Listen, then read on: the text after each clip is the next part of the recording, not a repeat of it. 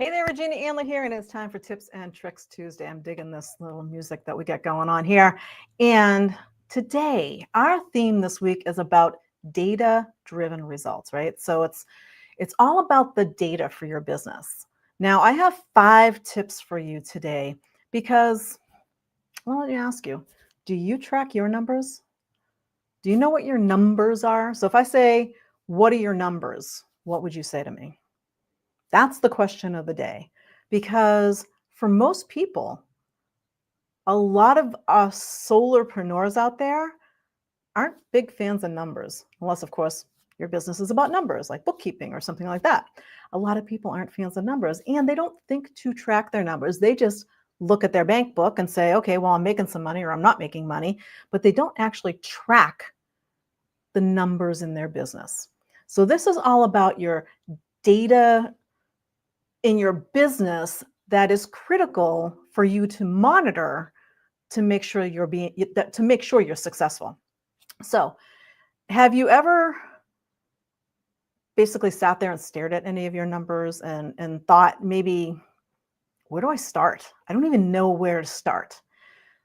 So, like I said, most coaches and consultants, they completely ignore the numbers because they're not sure what to collect. They're not sure what they need. But it's not that difficult. There are some basic ones, and I'm going to give you 5 tips. The first tip is define what success means to you first. So before you start measuring anything, what does success look like to you? Is it the number of clients? Is it the amount of income coming in? Is it the amount of likes and shares and followers that you're getting? What does success look like to you? You know, maybe success looks like retaining clients. Maybe it's not about getting new clients, but retaining the clients that you have. So, number 1, define what success means to you first. Numbers, like everything else, are unique to your business. There are some basic numbers we all need to track. Clients in equals, more revenue. So we need to track those numbers. But your business, there may be some unique factors to it. So think about what that means. The second thing is keep it simple, because there are so many numbers that you can track. So don't try to track them all. Don't track, 20 different numbers in your business and get overwhelmed or burnt out looking at them and go crazy trying to figure out what's what. Keep it simple. Stick to 3 to 5 of the main numbers that you need to track that are directly related to your goal. So you've defined that success. You defined what the goal is. Now, what numbers correlate with that goal? Track that.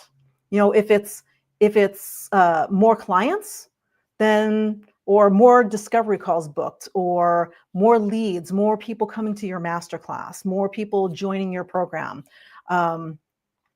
more connections on Instagram, depending on what your business is. Depending on where you are, it could be different numbers, but stick to the 3 to 5 that matter most for your business. Third is review it weekly.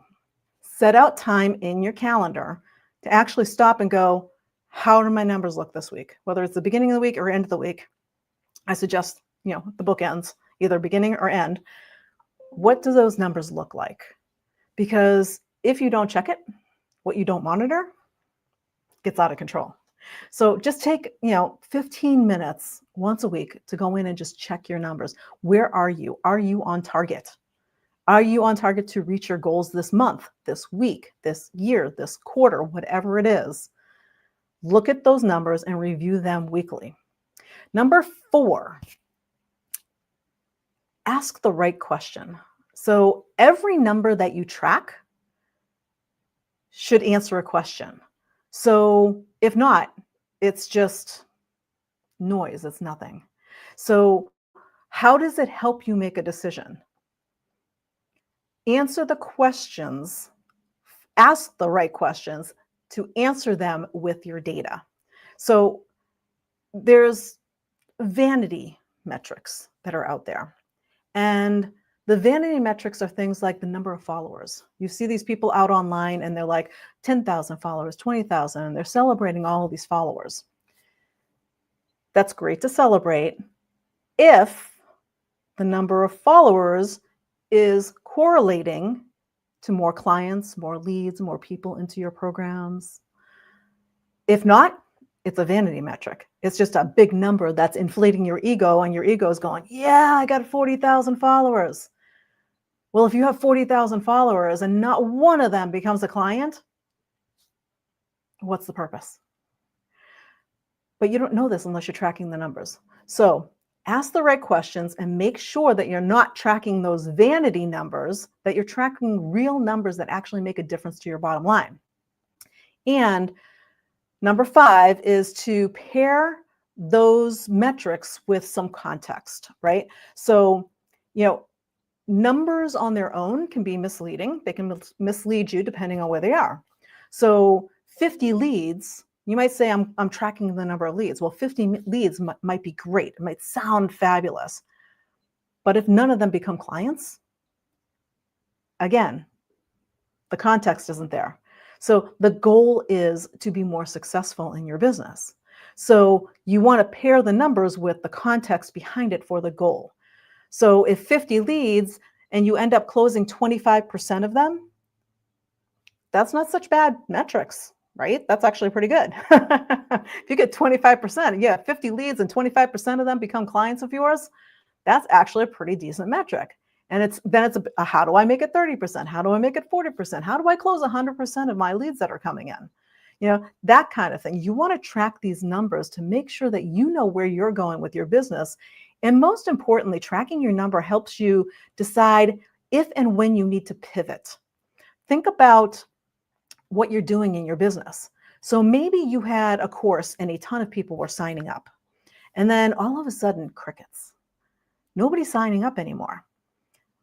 That's a metric that's telling you that basically maybe that program has run its course. It's not important to people anymore. They want something different. So it gives you that idea to go, okay, I need to come up with something new. If you have a lead magnet and people were downloading it like crazy, and then all of a sudden now not so much. These are numbers that you track to see, I've got this lead magnet, people aren't downloading it anymore. Maybe it's time for a new lead magnet. So these are the numbers that you want to track in your business so that you can be more successful and make sure that you're on target with your goals. So that was what I've got for you this week. It's those 5 tips for tracking your data. If you didn't catch them all, just catch us on the replay and rerun it back through. And we will see you next time on Tips and Tricks Tuesday. Bye for now.